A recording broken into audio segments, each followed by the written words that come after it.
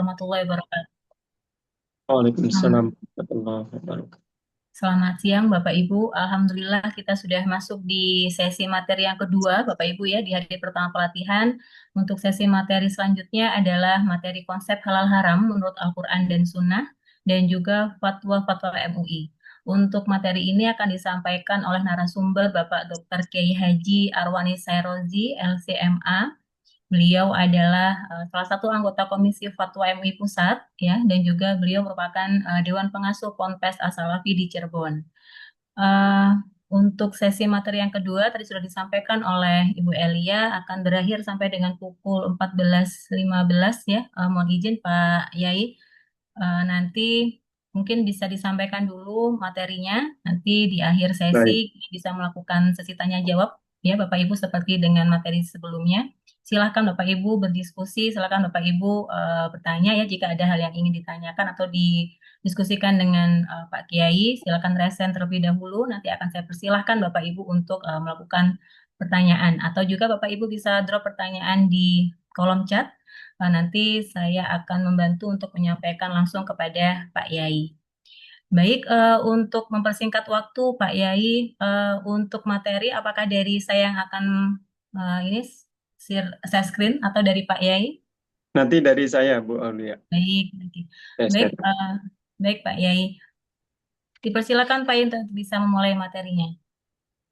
Baik, terima kasih Bu Aulia.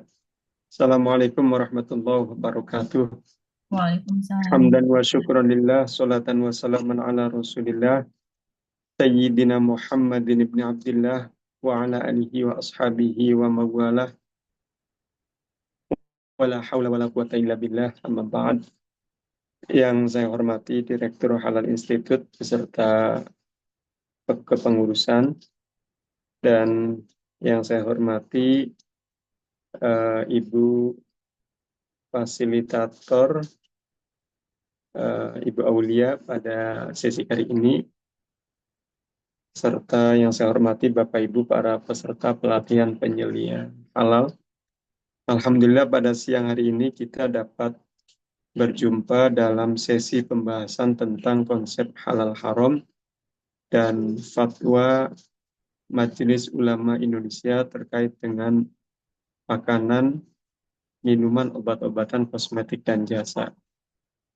Pada sesi ini kita akan sama-sama membahas tentang bagaimana secara spesifik fikih ya. Ini sebenarnya fikih yang kita akan fokuskan pada pembahasan terkait dengan halal haram dan juga hal-hal yang terkait dengan masalah halal haram ini yang kemudian kita juga melihat saat ini pemerintah kita dan juga pemerintah negara-negara berpenduduk mayoritas muslim di dunia gencar melakukan program sertifikasi halal terhadap produk pangan, obat-obatan, kosmetik, dan jasa yang diedarkan di tengah masyarakatnya.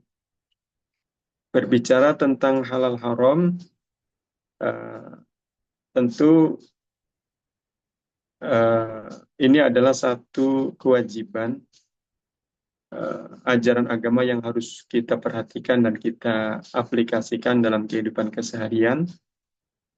Di antaranya adalah memperhatikan aspek kehalalan dari apa yang kita konsumsi dan aspek kesucian dari apa yang kita kenakan. Dalam kaitan ini di Indonesia ada satu payung hukum yaitu Undang-Undang Nomor 33 Tahun 2014 yang kemudian direvisi dengan Undang-Undang Nomor 32 Tahun 2020. Ini merupakan terobosan yang luar biasa untuk melindungi konsumen muslim di Indonesia. Dari undang-undang ini kemudian lahir ada satu badan yang fokus untuk terkait dengan isu halal yang menjadi garda terdepan dalam kaitan dengan masalah halal di Indonesia, yaitu Badan Penyelenggara Jaminan Produk Halal atau BPJPH yang dalam menjalankan tugasnya bersinergi dengan berbagai pihak yang terkait, lembaga instansi yang terkait, di antaranya adalah Komisi Fatwa Majelis Ulama Indonesia dan Badan Pengawas Obat dan Makanan atau BPOM. Nah, ini tentu bagi kita umat Islam di Indonesia merupakan satu hal yang sangat positif. Isu halal ini ditangani pemerintah hadir dalam kaitan dengan masalah halal ini. Kemudian berbicara tentang halal perlu juga kita kaitkan dengan maqasid syariah, tujuan syariat. Tujuan syariat ini ada 5 yang dijelaskan oleh para ulama. Ada hifdzuddin, melindungi agama, hifdzun nafas, melindungi nyawa, hifdzul akal, melindungi akal, hifdzul mal, melindungi harta, dan hifdzun nasab, melindungi keturunan. Jadi Bapak Ibu para peserta, perlu kita semua untuk memperhatikan 5 hal yang oleh para ulama ini dianggap sebagai tujuan syariat. Dalam bahasa Arabnya maqasidus syariah. Dan ini sangat erat terkait dengan konsep halal haram yang menjadi pembahasan kita pada sesi kali ini. Hifdzuddin misalkan, kaitan melindungi agama. Jadi kalau orang memperhatikan kehalalan dari apa yang ia konsumsi dan memperhatikan kesucian dari apa yang ia kenakan, ini sama dengan dia melindungi agamanya. Dia melindungi, menjaga apa yang dia yakini, apa yang dia anut agamanya, terkait dengan hifdzuddin. Kemudian yang kedua, hifdzun nafas, melindungi nyawa. Ya, tentu setiap orang hanya punya satu nyawa, tidak ada yang memiliki nyawa cadangan. Yang satu ini harus betul-betul dijaga dan diperhatikan. Dan kaitannya dengan hifdzun nafas, menjaga nyawa ini, para ulama kemudian di antaranya adalah mengharamkan al-madarat, segala sesuatu yang membahayakan, yang mengancam nyawa, seperti racun. Nah, ini secara fikih haram dikonsumsi karena itu akan mengancam hak hidup atau nyawa seseorang. Ini bagian dari hifdzun nafas, melindungi nyawa. Kemudian hifdzul akal, melindungi akal. Ini maqasid syariah atau tujuan syariat yang ketiga.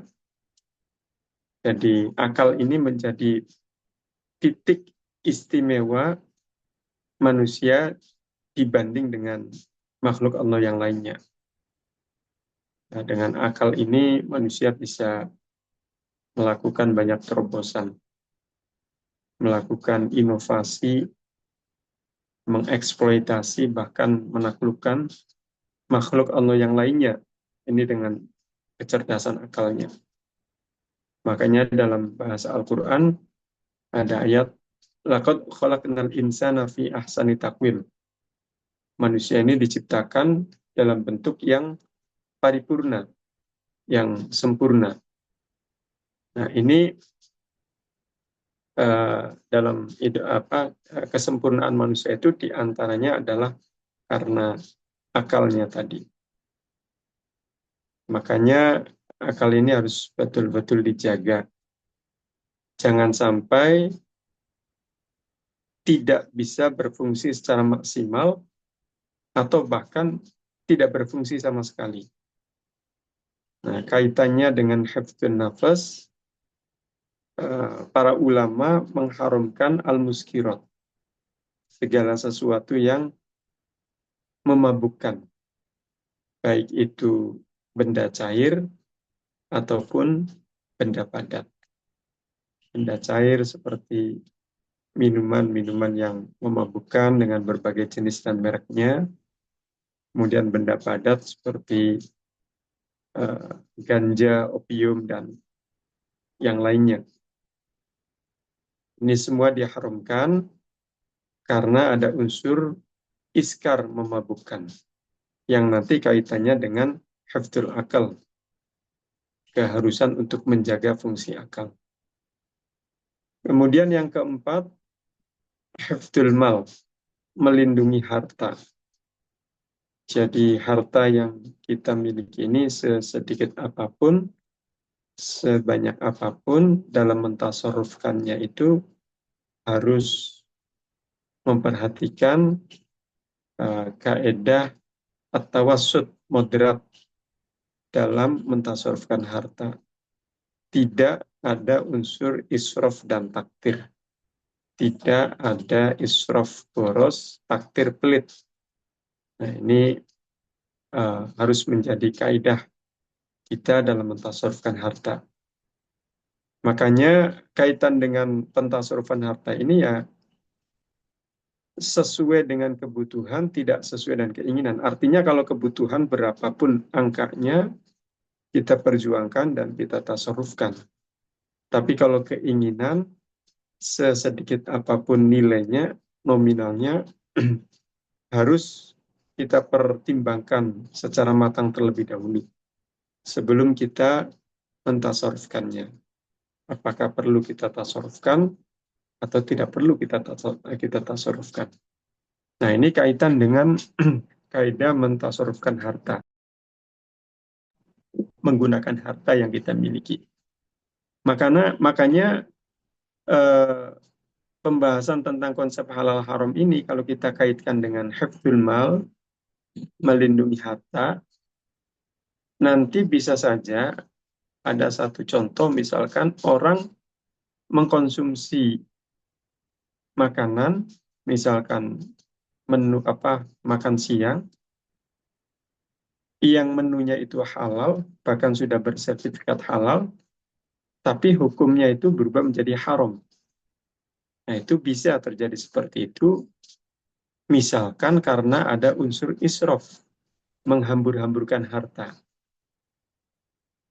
Karena biasanya dia kalau makan siang cukup 1-2 porsi, tapi satu ketika dia makan sampai 12 porsi sekaligus dalam satu waktu.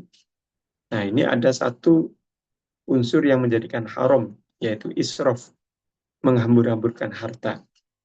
Makanya di sini perlu kita jaga harta yang kita miliki ini, terlepas berapapun nilai nominalnya. Kemudian yang kelima dari maqasid syariat atau tujuan syariat adalah hifdzun nasab, melindungi keturunan. Jadi yang harus memahami konsep halal haram, kemudian mengaplikasikannya dalam kehidupan keseharian, itu bukan hanya diri kita saja, akan tetapi keluarga kita, istri, suami, anak, cucu, kita semuanya harus memahami dan mengaplikasikan konsep halal haram ini.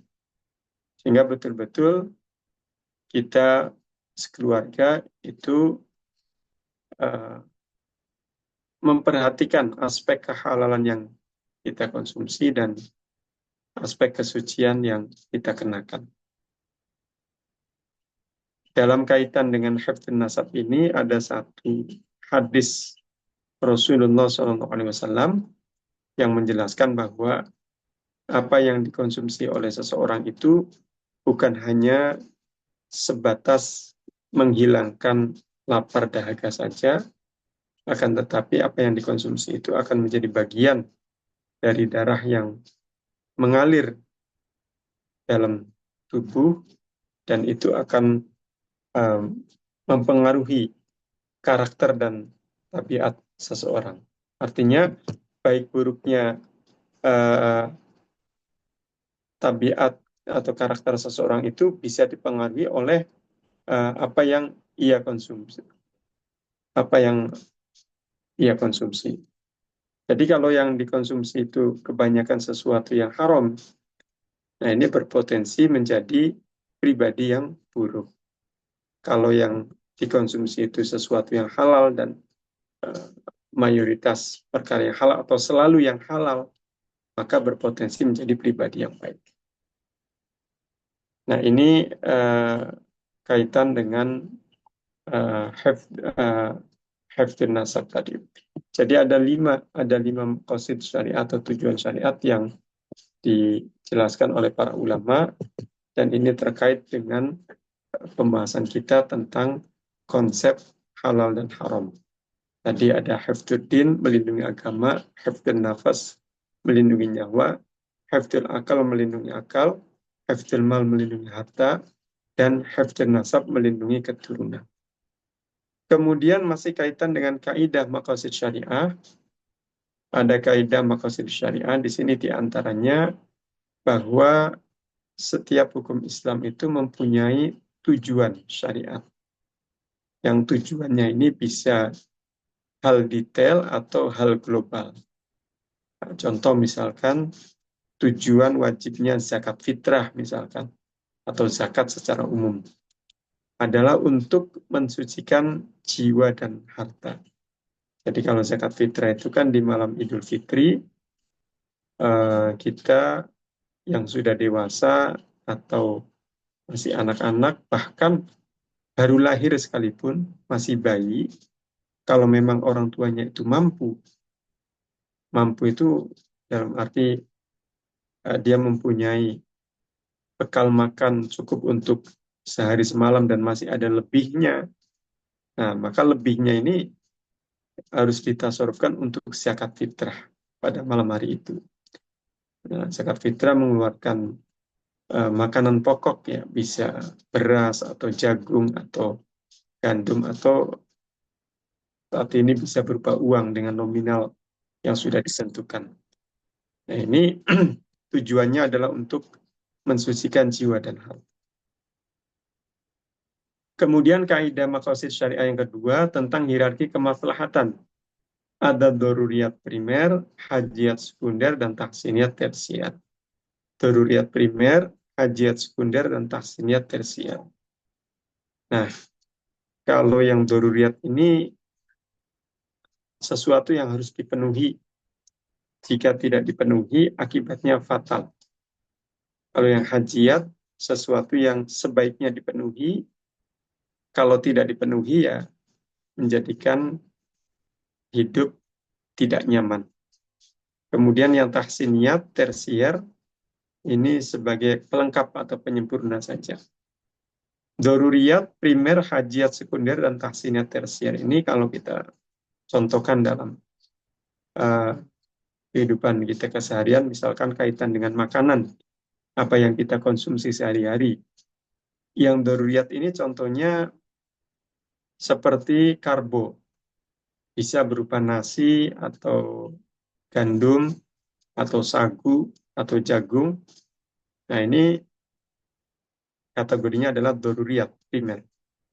Artinya dalam konsumsi sehari-hari harus ada unsur karbonya. Nah, kalau tidak dipenuhi ya tentu akibatnya fatal. Kemudian hajiyat. Hajiyat ini yang sekunder. Sekunder ini tadi yang sebaiknya dipenuhi, kalau tidak penuhi ini menjadi tidak nyaman. Nah, kalau dalam konteks makanan tadi, yang hajiyat atau sekunder ini ya lauk pauk tadi. Lauk pauk ini misalkan ikan, daging, telur,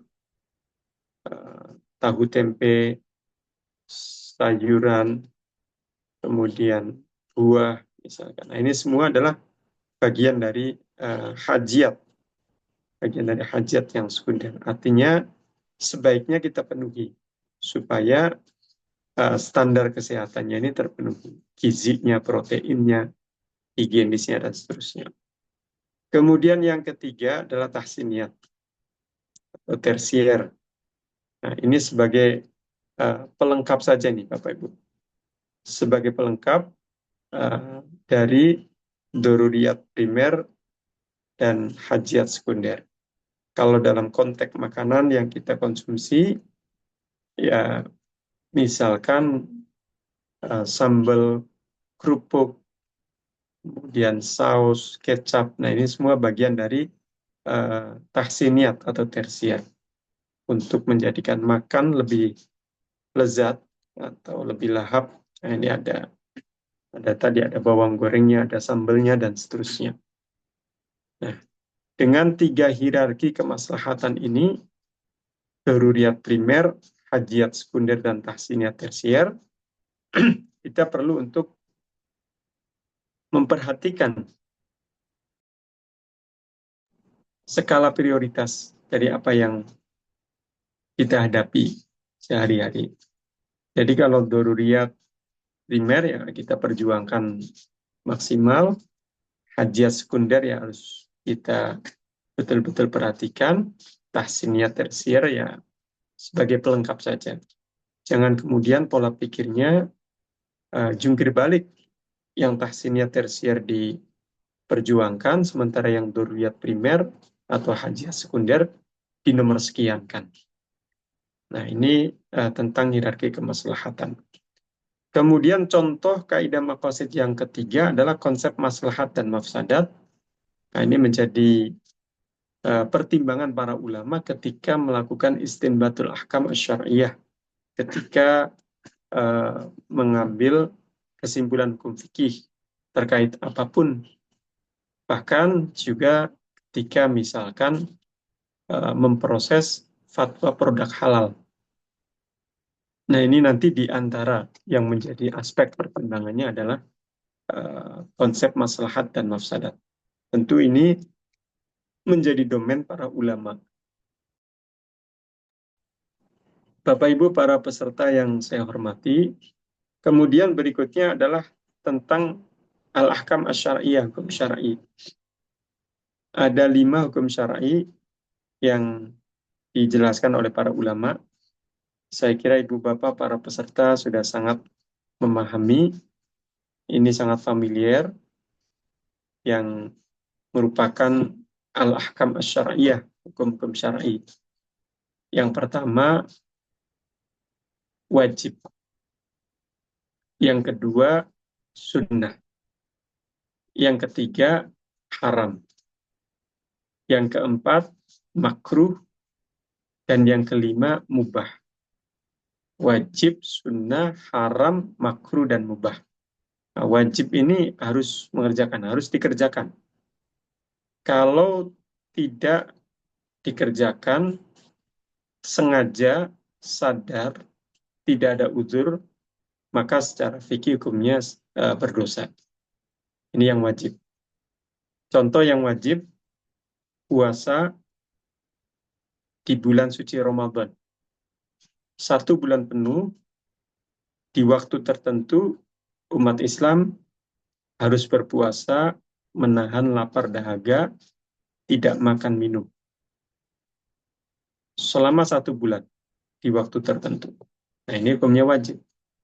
Kalau ada seorang muslim sengaja, sadar, tidak ada uzur, meninggalkan puasa bulan suci Ramadan, hukumnya berdosa. Maka hukumnya berdosa.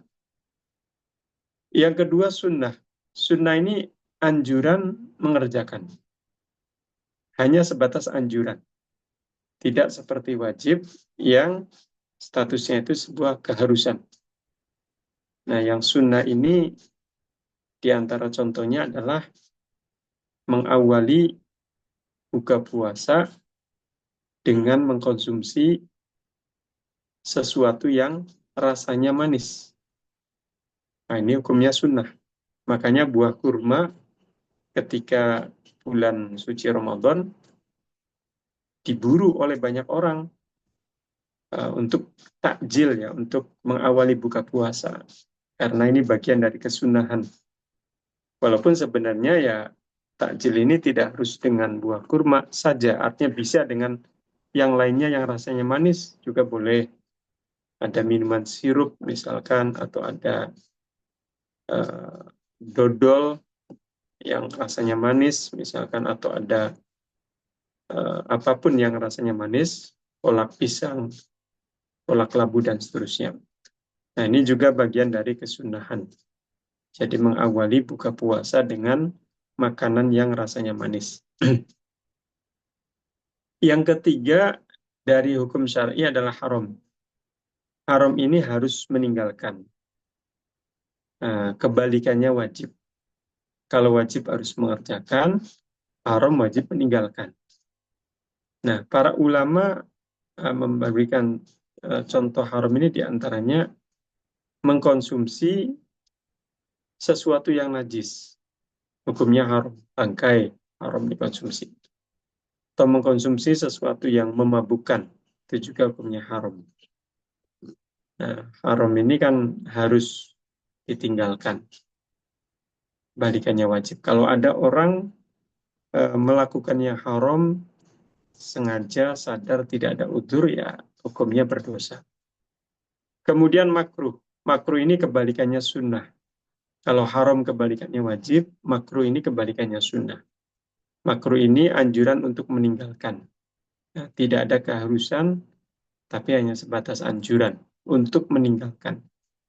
Para ulama memberikan contoh yang makruh ini seperti mengkonsumsi sesuatu yang baunya menyengat ketika ingin berkumpul dengan orang banyak. Ingin berangkat kondangan, hadir arisan, atau rapat secara offline. Nah, ini makruh. Sebelum berangkat, mengkonsumsi jengkol dan pete terlebih dahulu. Karena baunya menyengat. Ingin berangkat sholat Jumat ke masjid, atau sholat jamaah ke masjid. Nah, ini makruh. Makan buah durian terlebih dahulu. Karena baunya menyengat. Nanti ketika berkumpul dengan orang banyak, tidak semuanya suka dengan aroma jengkol, petai, atau tidak semuanya hobi makan durian. Ini makanya secara fikih hukumnya makruh.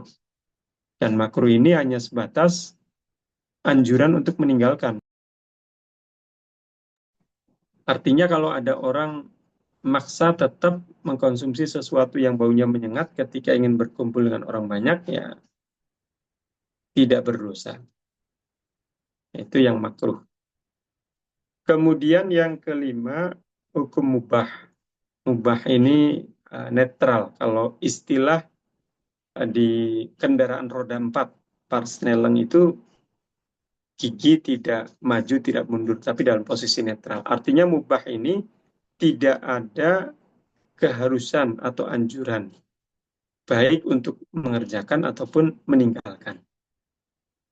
Jadi yang mubah ini ya mau dikerjakan boleh, mau ditinggalkan juga boleh. Contohnya seperti makan, minum, ngobrol, istirahat, jalan-jalan. Ini semuanya hukum asalnya adalah mubah. Boleh. Melakukannya boleh, meninggalkannya juga boleh. Itu mubah. Tapi yang mubah ini nanti bisa saja berubah. Bapak Ibu para peserta yang saya hormati, berubah menjadi wajib bisa. Berubah menjadi haram juga bisa. Ini dalam konteks tertentu. Misalkan yang mubah berubah menjadi wajib. Ada orang divonis oleh ahli medis, oleh dokter, bahwa penyakitnya itu mengharuskan dia makan tepat waktu, tidak boleh telat. Karena kalau telat, nanti akan kambuh dan akan mengancam nyawanya, akan parah sakitnya dan akan mengancam nyawanya. Nah, dalam kondisi seperti ini, maka makan bagi orang tersebut hukumnya wajib. Yang asalnya makan hukumnya mubah, tapi dalam konteks seperti tadi, berubah menjadi wajib. Ini contoh yang mubah berubah menjadi wajib. Kemudian yang mubah berubah menjadi haram, misalkan makan mubah, boleh-boleh saja makan. Tapi kalau ada unsur israf, seperti tadi yang dijelaskan, menghambur-hamburkan harta, mestinya makan itu dengan porsi tertentu cukup, dia malah berlebihan. Nah, ini bisa berubah menjadi haram. Nah, ini namanya dari mubah berubah menjadi haram. Tadi dari mubah berubah menjadi wajib, misalkan. Baik, Bapak Ibu para peserta yang saya hormati, itu 5 hukum syar'i yang tadi ada wajib, sunnah, haram, makruh, dan mubah. Berarti halal haram ini termasuk bagian dari al-ahkam asy-syar'iyyah, hukum syar'i. Menjaga diri dari mengkonsumsi sesuatu yang haram adalah di antara cara untuk hifdzuddin menjaga agama, hifdzun nafas menjaga nyawa, hifdzul akal menjaga akal, hifdzul mal menjaga harta, dan hifdzun nasab menjaga keturunan. Kemudian halal haram merupakan isu penting dalam agama Islam. Nah, ini khususnya terkait dengan menjaga maqasid syariah, tujuan syariat. Kemudian kita ingin melihat urgensi dari konsep halal haram ini. Kita akan menimbang urgensi ini dengan 3 barometer. Barometer yang pertama adalah ayat Al-Quran, yang kedua adalah hadis Kanjeng Nabi Muhammad SAW, dan yang ketiga adalah maqalah atau statement para ulama. Nah, ini kita akan melihat urgensi konsep halal haram ini dari 3 barometer yang tadi saya sebutkan. Yang pertama adalah barometer Al-Quran. Saya mencantumkan 2 ayat Al-Quran di sini, bisa Bapak Ibu baca. Yang pertama adalah ayat 168 dari surat Al-Baqarah. A'udzubillahi minasyaitonirrajim. Ya ayyuhan nasu kulu mimma fil ardi halalan thayyiba wa la tattabi'u khutuwatis syaiton innahu lakum aduwwum mubin. Hai sekalian manusia, makanlah yang halal lagi baik dari apa yang terdapat di bumi, dan janganlah kamu mengikuti langkah-langkah syaitan, karena sesungguhnya syaitan itu adalah musuh yang nyata bagimu. Nah, ini ayat 168 surat Al-Baqarah ini terkait dengan konsep halal. Ada tadi halalan thayyiba, halal dan baik. Jadi perintah untuk mengkonsumsi sesuatu yang halal dan baik. Nah, ini ayat yang terkait dengan konsep halal. Kemudian ayat yang kedua, ayat 173 masih surat Al-Baqarah. A'udzubillahi minasyaitonirrajim. Innama harrama alaikumul maitata waddama wa lahmal khinzir wa ma uhilla bihi li ghairillah. Faman ittara ghaira baghi wala 'adin fala itsma alaih. Innallaha ghafurur rahim. Sesungguhnya Allah hanya mengharamkan atasmu bangkai, darah, daging babi, dan daging hewan yang disembelih dengan menyebut asma selain Allah. Tetapi barang siapa terpaksa memakannya, bukan karena menginginkannya, dan tidak pula melampaui batas, maka tidak ada dosa baginya. Sungguh Allah Maha Pengampun, Maha Penyayang. Nah, ini ayat yang kedua ini terkait dengan konsep haram. Ada beberapa hal yang dijelaskan hukum haramnya melalui ayat tadi. Di antaranya adalah bangkai. Bangkai binatang, apalagi bangkai orang. Haram dikonsumsi. Kemudian darah, ini juga haram dikonsumsi. Kemudian daging babi, juga haram dikonsumsi. Kemudian daging hewan, yang sebenarnya hewan ini dagingnya halal dikonsumsi. Tapi karena tidak melalui proses penyembelihan secara syar'i. Tidak melalui proses penyembelihan secara syar'i, nah ini akhirnya ya dagingnya haram dikonsumsi. Misalkan ketika menyembelih, menyebut asma selain Allah, tidak menyebut asma Allah. Nah, ini menjadikan sembelihan itu tidak sah secara syar'i, sehingga statusnya menjadi bangkai dan dagingnya haram dikonsumsi. Nah, Itu beberapa hal yang dijelaskan hukum haramnya melalui surat Al-Baqarah ayat 173 tadi. Kemudian barometer yang kedua adalah hadis Kanjeng Nabi Shallallahu Alaihi Wasallam. Ada dua hadis yang saya cantumkan di sini. Yang pertama hadis riwayat Imam Bukhari dan Imam Muslim.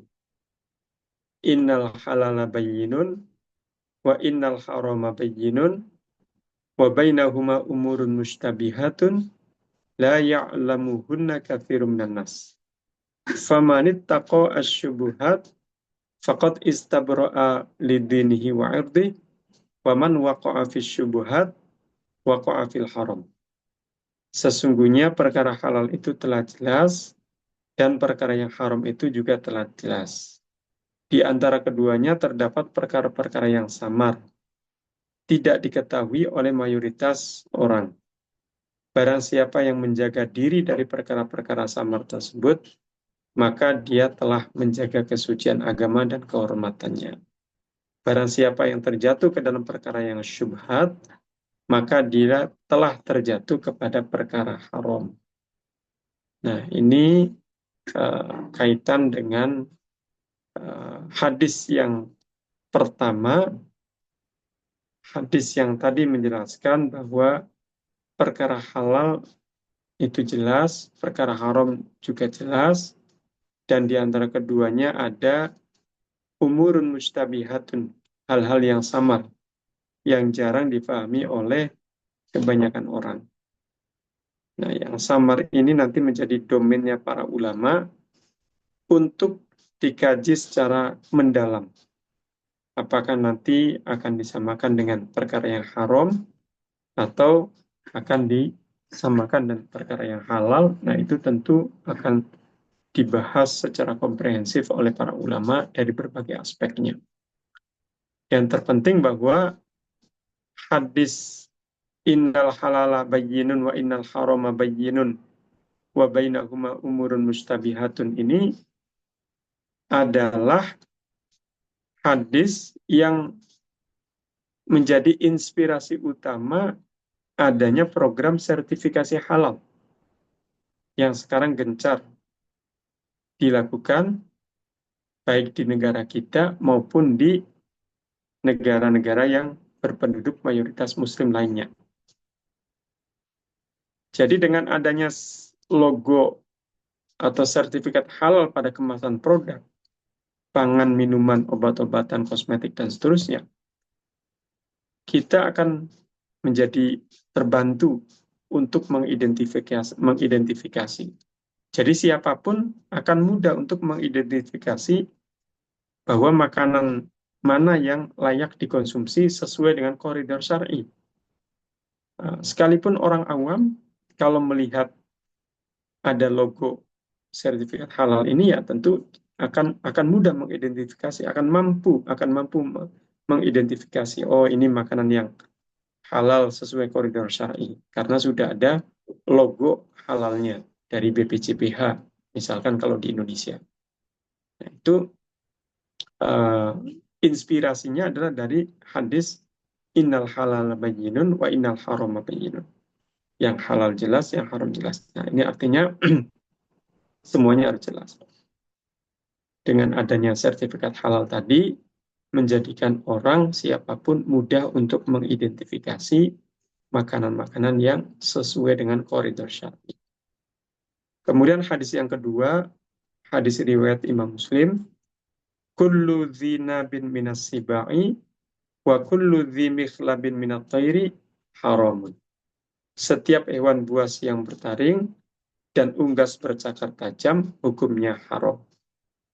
Nah, ini termasuk hadis yang terkait dengan konsep haram.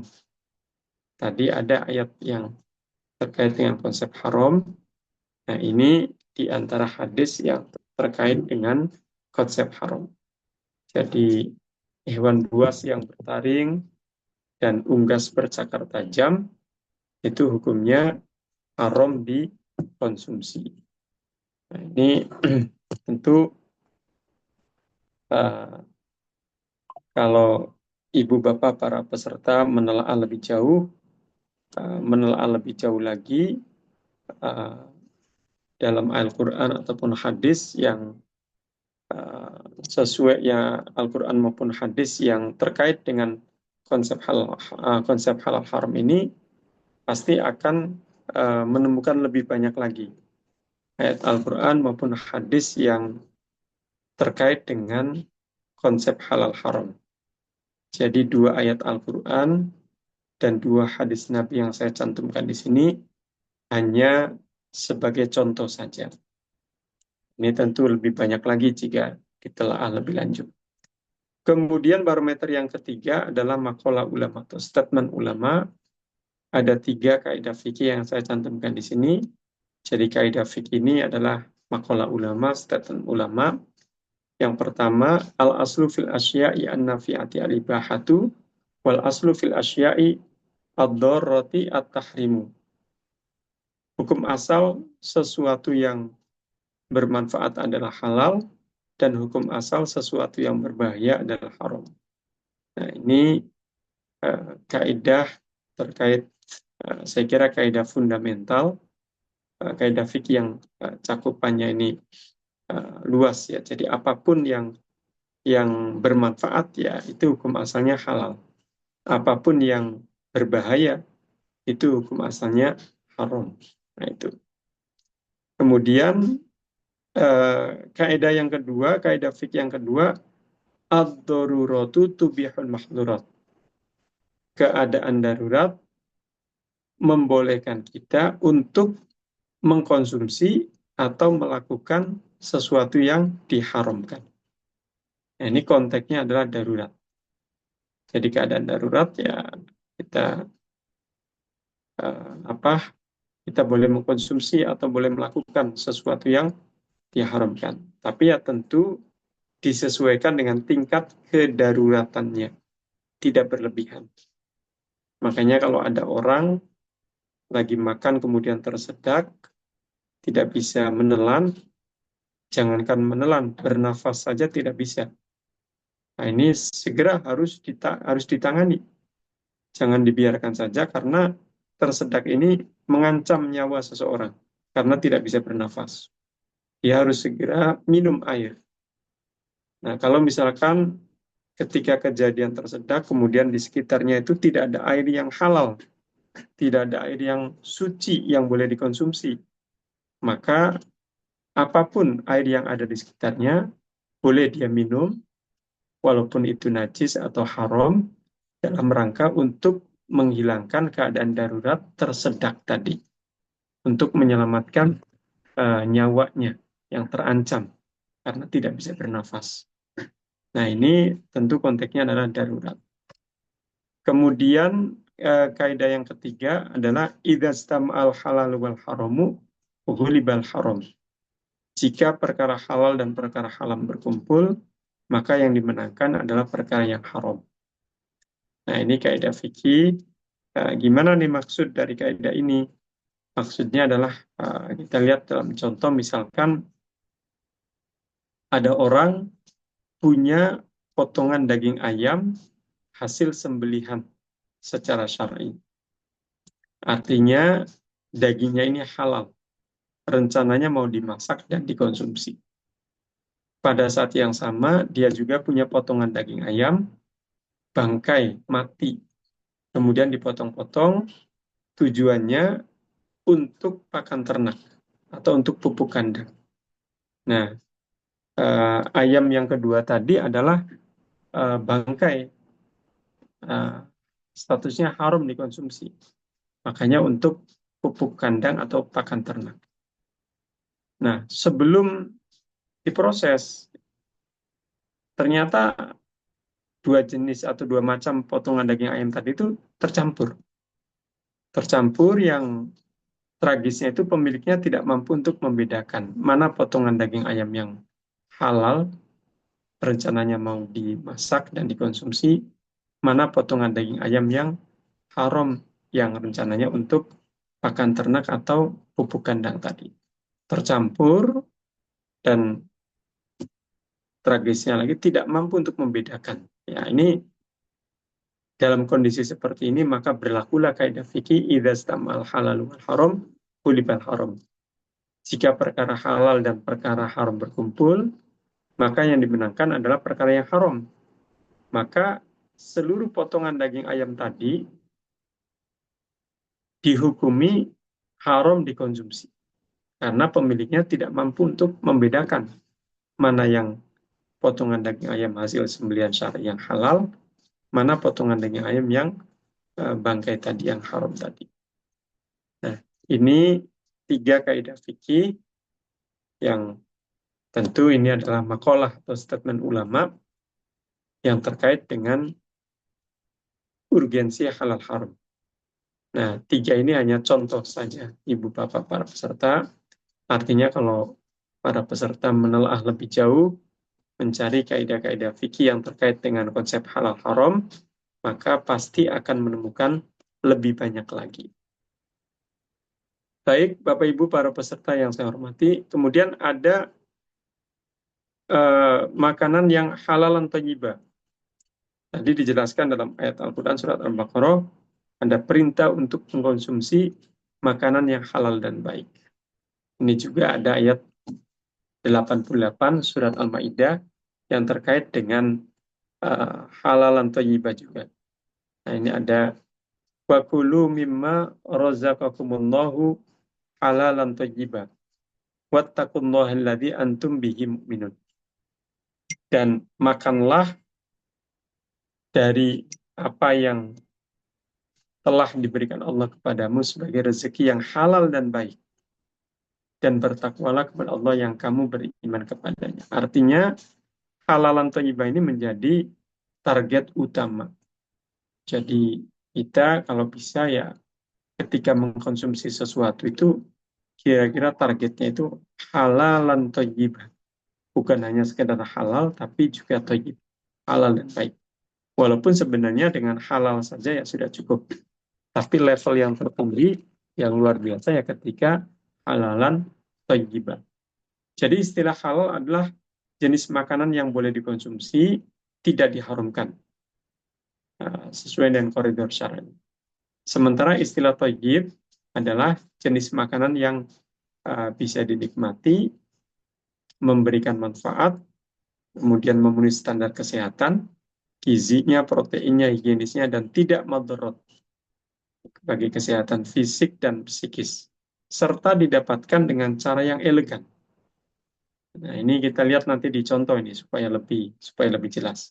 Jadi, orang bisa saja mengkonsumsi sesuatu, kemudian statusnya itu dia mengkonsumsi sesuatu yang halalan thayyibah.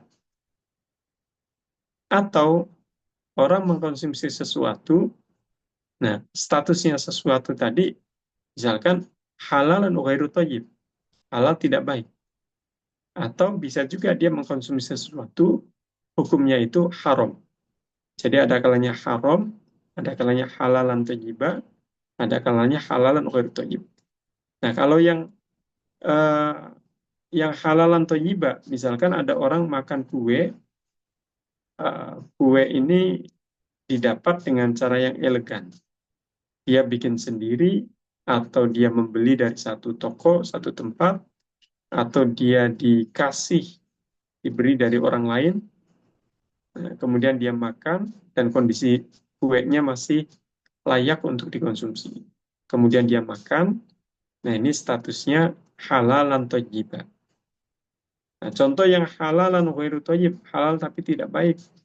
Misalkan kue yang dia makan tadi, kondisinya sudah agak basi, sudah tidak layak dikonsumsi, kemudian dia tetap mengkonsumsinya.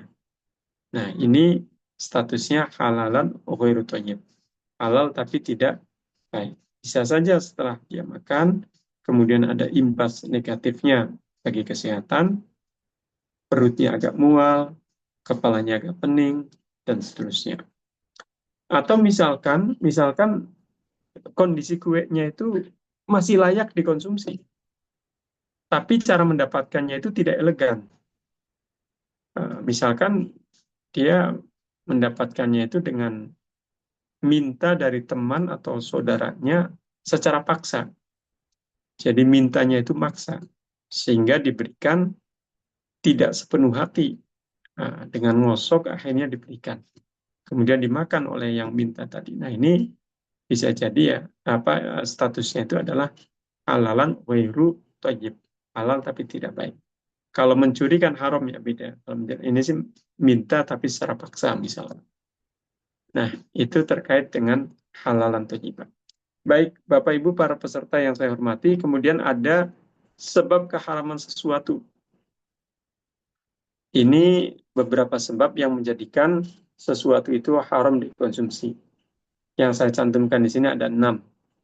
Yang pertama, an-najis awil mutanajis. Najis atau terkena najis. Najis seperti darah, nanah, muntah-muntahan najis. Haram dikonsumsi. Kemudian mutanajis, terkena najis. Sesuatu ini sebenarnya suci, halal.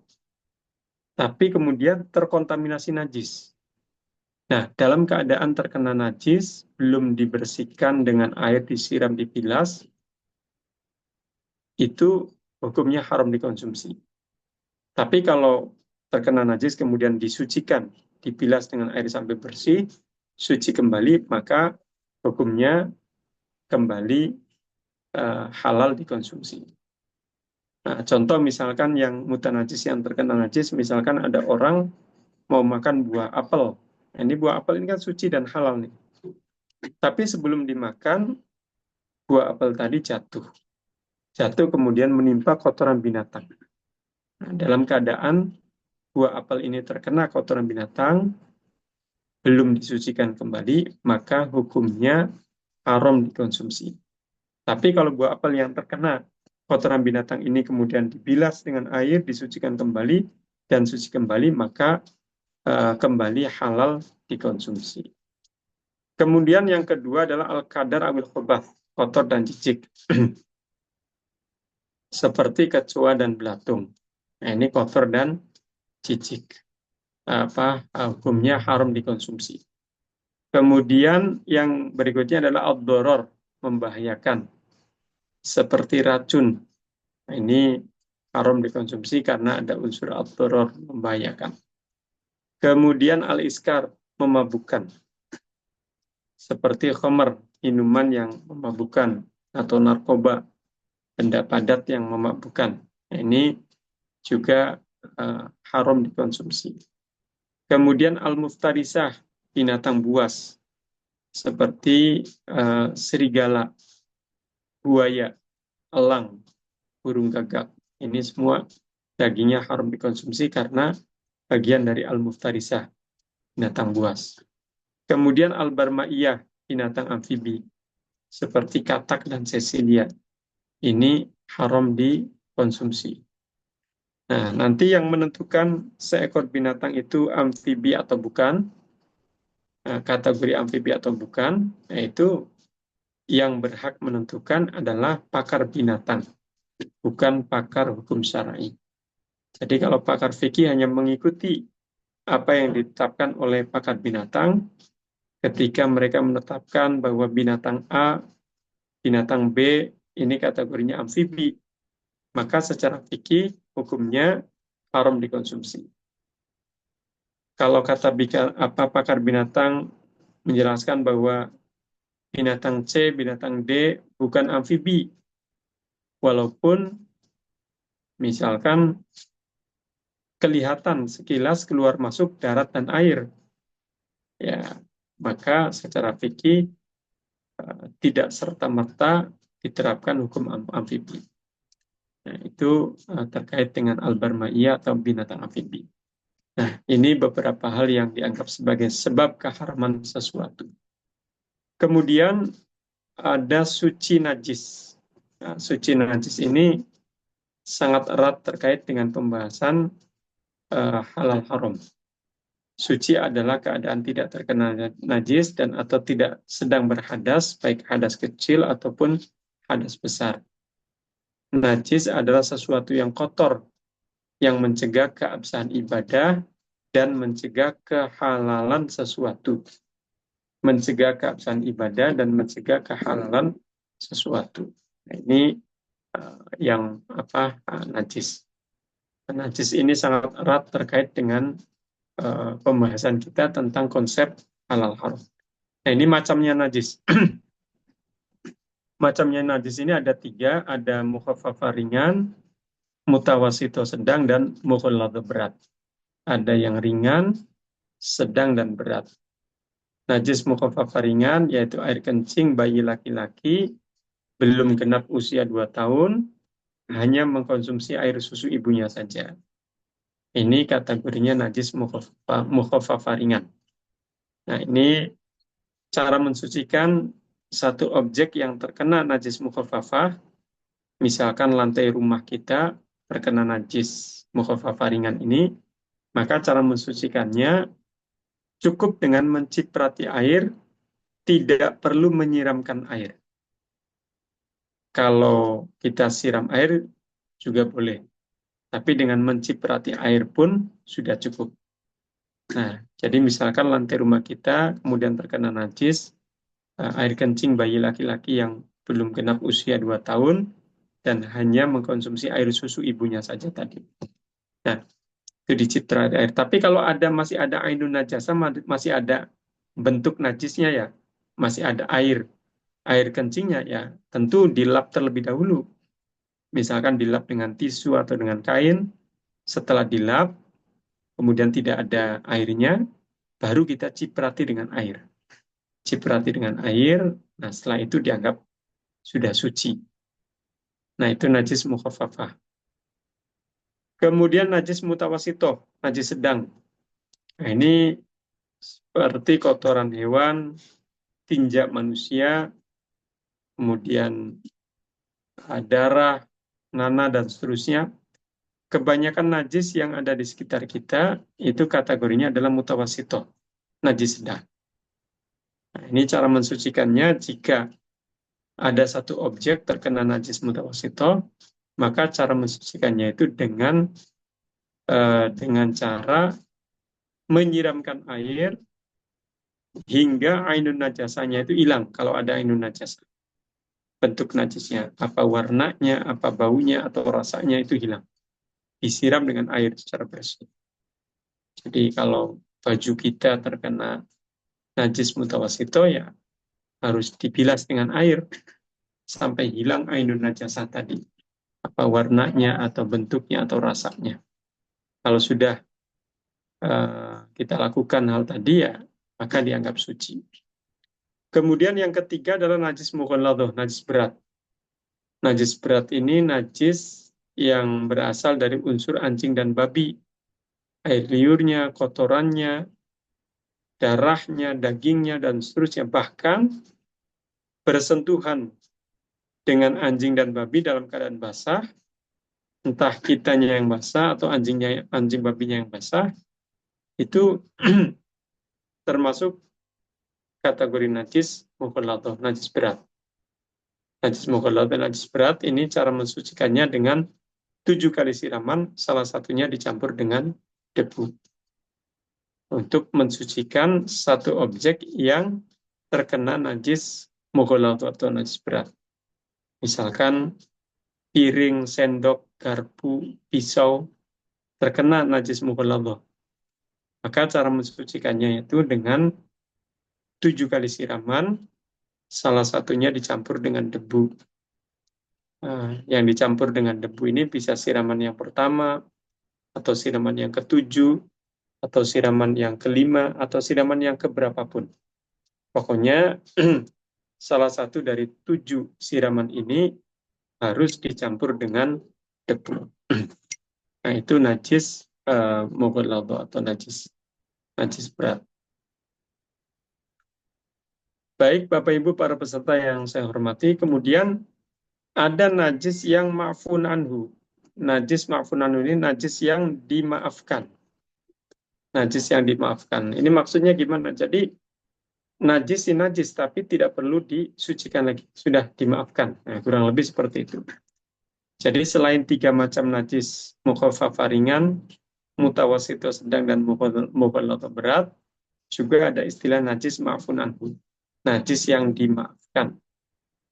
Nah, ini contohnya seperti bangkai binatang yang ketika masih hidup kemudian dilukai, tidak mengeluarkan darah yang mengalir. Bangkai binatang yang seperti ini dianggap najis ma'fun anhu, najis yang dimaafkan. Contohnya bangkai kecoa, bangkai cicak, bangkai capung, bangkai lalat. Ini semua adalah najis, tapi ma'fun anhu, dimaafkan. Artinya, jika ada satu objek terkena bangkai-bangkai tadi, ya tidak perlu disucikan lagi. Walaupun najis, terkena najis, tapi ma'fun anhu, dimaafkan, tidak perlu disucikan. Makanya kalau ada orang mau minum kopi atau teh atau coklat, pas mau diminum, ternyata di cangkirnya itu ada bangkai lalat. Nah, ini tetap air minumnya itu halal dikonsumsi. Bangkainya dibuang, kemudian kopi, teh, atau coklatnya tetap boleh diminum. Nah, itu najis ma'fun anhu. Nah, termasuk fenomena yang ada di sekitar kita barangkali yang kategorinya najis ma'fun anhu, itu ada misalkan orang jualan makanan, kemudian tempat jualannya itu berdekatan dengan titik-titik najis, dekat dengan selokan, dengan tempat sampah. Nah, kemudian kita melihat secara kasat mata banyak lalat beterbangan dari selokan, kemudian terbang hingga ke makanan, atau dari tempat sampah, terbang hingga ke makanan tadi. Nah, ini kasat mata.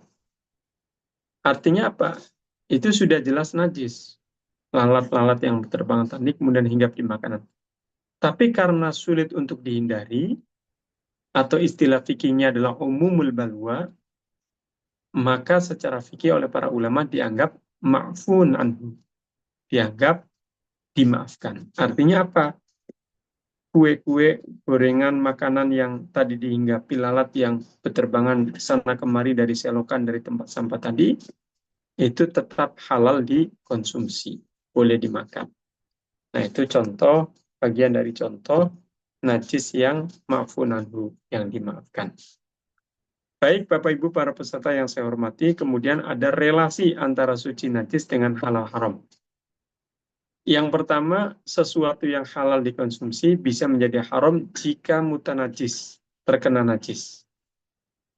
Nah, contoh tadi yang saya sampaikan, orang mau makan buah apel, belum dimakan, kemudian jatuh menimpa kotoran binatang, dalam keadaan terkena kotoran binatang, belum disucikan, belum dibilas air, maka haram dikonsumsi.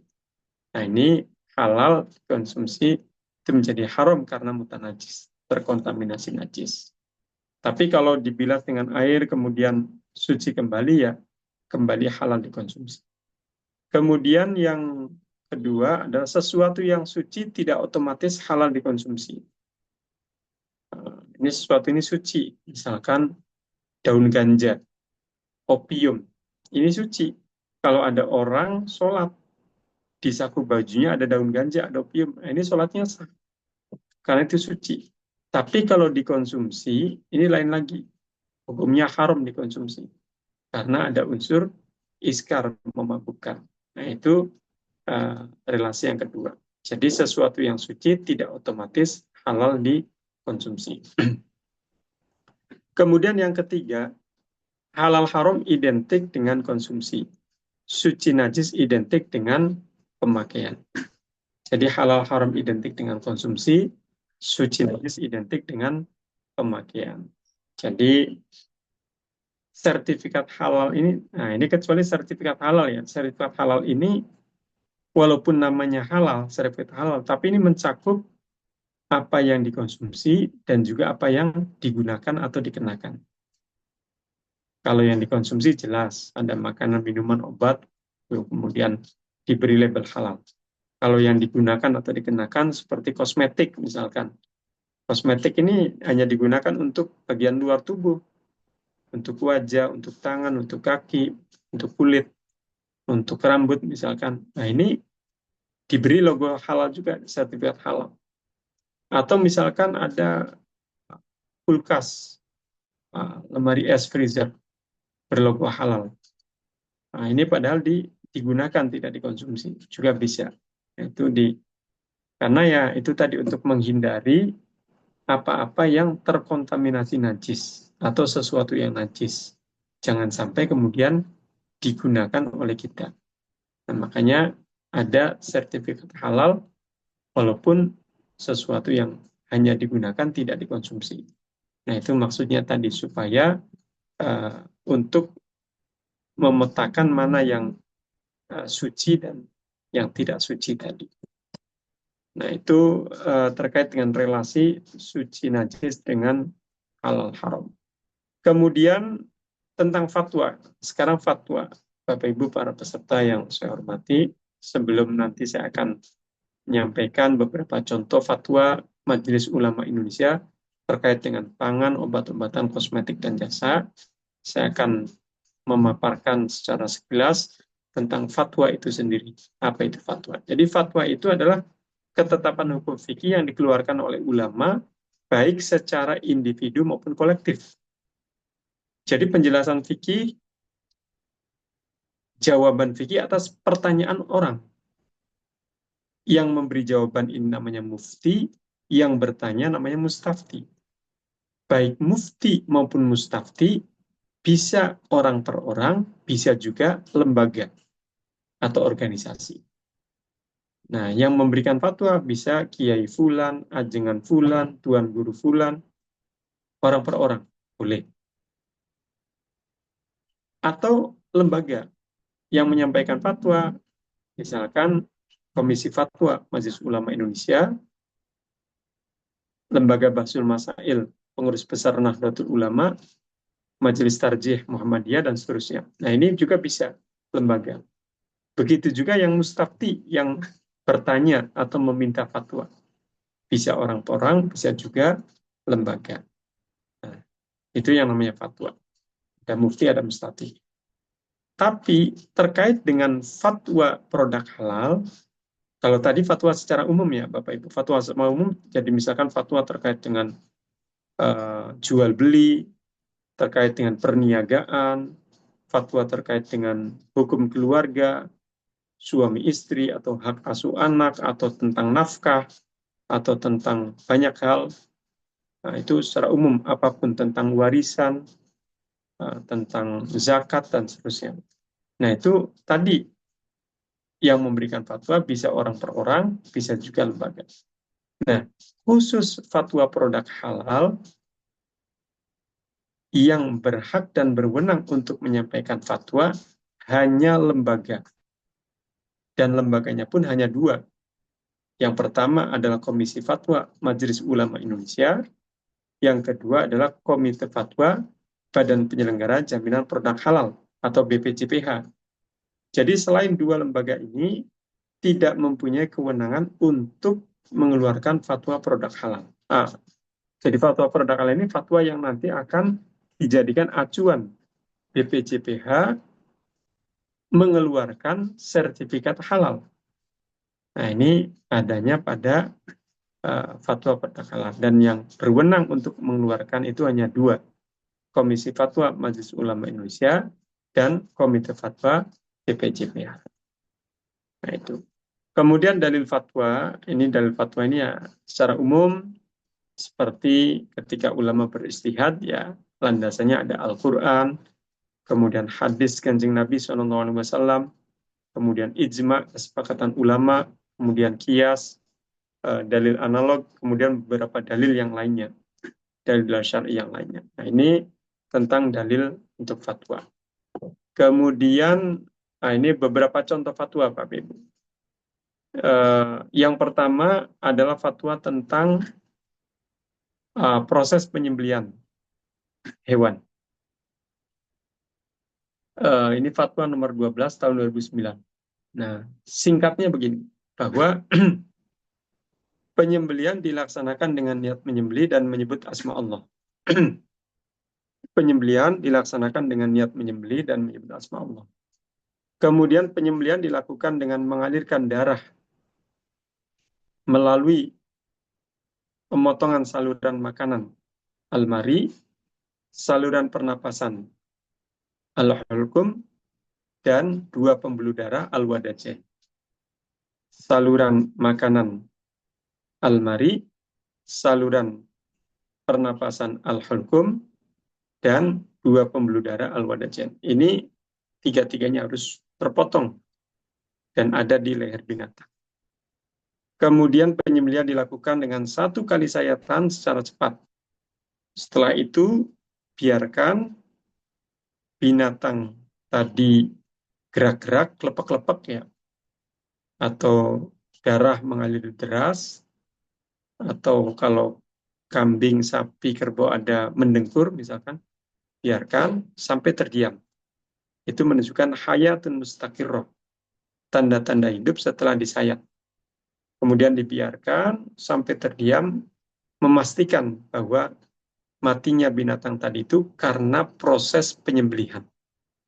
Nah, setelah itu proses penyembelihan dianggap sah dan dagingnya halal dikonsumsi. Ada fenomena gagal penyembelihan syar'i. Jadi prosesnya sudah diikuti, membaca basmalah, kemudian menyayat leher binatang, memotong tiga hal tadi, al-mari saluran makanan, al-hulqum saluran pernafasan, dan al-wadajan dua pembuluh darah. Nah, tapi setelah itu ada proses yang menjadikan gagal proses penyembelihan syar'i. Apa? Ketika sudah disayat, kemudian misalkan seekor ayam ini langsung dimasukkan ke air mendidih. Ingin cepat proses pencabutan bulu. Karena misalkan konsumennya banyak yang ngantri untuk penyembelihannya. Misalkan. Jadi setelah disayat, lehernya setelah itu tidak dibiarkan darah mengalir deras, ada kelepek-kelepek gerakan binatang. Tapi setelah disayat, langsung masukkan ke air mendidih. Nah, yang seperti ini berpotensi besar gagal penyembelihan syar'i. Artinya apa? Matinya binatang tadi bukan karena sembelihan, tapi karena air mendidih. Nah, kalau seperti ini, maka dianggap gagal penyembelihan syar'i. Artinya apa? Dianggap bangkai dan dagingnya haram dikonsumsi. Itu.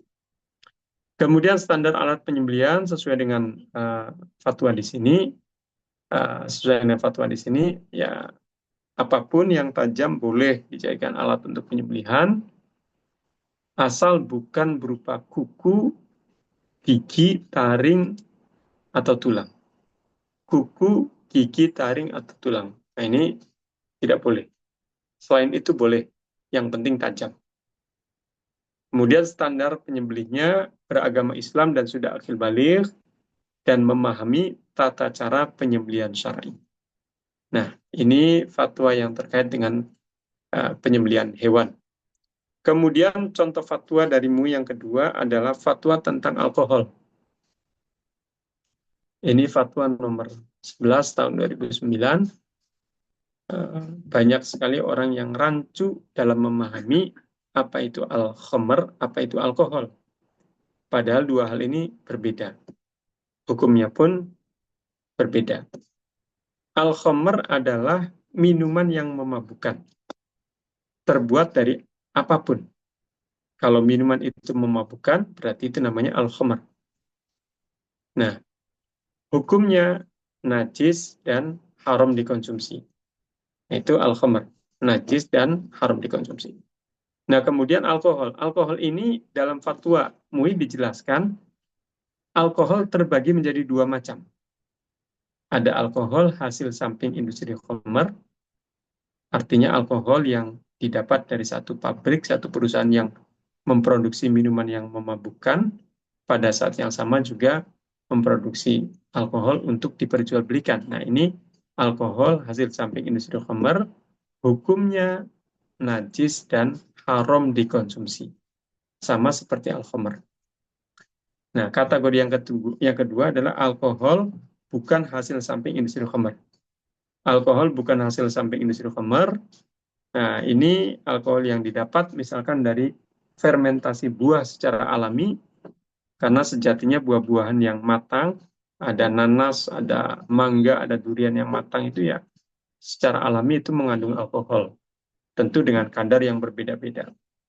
Atau alkohol yang didapat dari satu pabrik perusahaan yang hanya memproduksi alkohol untuk kepentingan medis atau industri, tidak memproduksi minuman yang memabukkan. Nah, ini kategorinya alkohol bukan hasil samping industri khamr, hukumnya suci, dan untuk dikonsumsi ada batasannya. Berupa makanan maksimal 0,5%, berupa minuman maksimal kurang dari 0,5%. Nah, ini fatwa terkait dengan alkohol. Jadi ada alkohol hasil samping industri khamr, hukumnya najis dan haram. Ada alkohol bukan hasil samping industri khamr, hukumnya suci dan untuk dikonsumsi ada batasannya, berupa makanan maksimal 0,5%, berupa minuman maksimal kurang dari 0,5%. Baik, Bapak Ibu para peserta yang saya hormati, berikutnya ada contoh ini, kita langsung saja yang terakhir sebelum nanti ada diskusi ya. Terakhir kita ada fatwa tentang kopi luwak. Ini fatwa kopi luwak adalah biji kopi yang dimakan oleh binatang luwak, kemudian keluar lagi bersama ampas kotoran binatang luwak, masih dalam keadaan utuh, tidak hancur, tidak pecah. Nah, kemudian diproses, disucikan dengan air, dipilas dengan air sampai bersih, kemudian ditumbuk menjadi bibit kopi, digiling menjadi bubuk kopi, setelah itu diseduh dan dinikmati secangkir kopi. Nah, ini halal dengan proses yang seperti tadi. Halal, tapi kalau misalkan biji kopi yang dimakan binatang luwak tadi keluar bersama ampas kotoran binatang luwak itu sudah hancur, pecah-pecah, maka itu tidak bisa untuk diproses menjadi kopi luwak. Baik, Bapak Ibu para peserta yang saya hormati, itu sebagai prolog untuk pembahasan kita tentang konsep halal haram dan fatwa MUI terkait dengan pangan, obat-obatan, kosmetik, dan jasa. Kita masih ada waktu sekitar 25 menit ke depan, bisa kita gunakan untuk diskusi tentang tema kita ini. Baik, waktu saya kembalikan kepada Ibu Aulia sebagai moderator. Baik, terima kasih Pak Yai atas pemaparan materinya. Bapak Ibu, kita masih ada waktu kurang lebih 25 menit ya. Silahkan bertanya. Di sini sudah ada 4 peserta yang sudah resen. Bapak, mohon izin. Ada Pak Munif Faikal Salim. Dipersilakan Pak.